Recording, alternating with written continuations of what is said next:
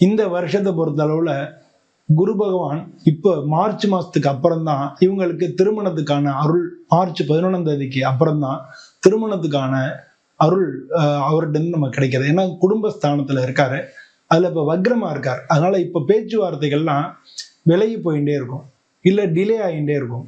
இவங்களுக்கு திருமணம் அப்படின்ற குடும்பம் ஏற்படுறதே டிலே ஆகிட்டே இருக்கும். ஸோ இதெல்லாம் ரிஷபராசி அன்பர்களுக்கு இருக்கும். இது வந்து மார்ச் 11ஆம் தேதிக்கு மேல பேச்சுவார்த்தைகள்லாம் நல்லா முன்னேற்றம் இருக்கும்.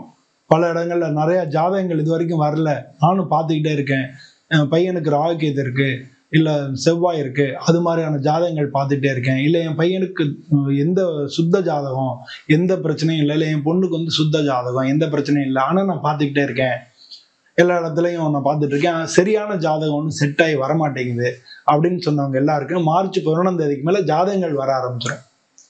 பேச்சுவார்த்தைகள் நல்ல சுமூகமா போகும். ஸோ இது மாதிரி போகும்போது குரு பெயர்ச்சின்னு வரும். குரு பெயர்ச்சி 3வது இடத்துக்கு போனா கூட அவருடைய பார்வை உங்க ஜாதகத்துக்கு 7வது இடத்துக்கு வருது. ஸோ ரிஷபராசி அன்பர்களுக்கும் இந்த வருஷம் திருமணத்துக்கான வருஷம் அப்படின்னு நம்ம சொல்லலாம். ஸோ ரிஷபராசி அன்பர்களுடைய அந்த சனி பகவான் வேற லாபஸ்தானத்துல இருக்கார். உங்களுக்கு 5வது வீட்டு அதிபதி, ரிஷபராசிக்கு 5வது வீட்டு அதிபதி புதன். ஸோ புதனும் வந்து உங்களுக்கு நல்ல இதுல பாதையில வந்துட்டு இருக்கார். ஸோ இது எல்லாமே சேர்ந்து உங்களுக்கு மார்ச் 11ஆம் தேதிக்கு மேலேயே பேச்சுவார்த்தைகள் நல்ல முன்னேற்றம் ஏற்படும்.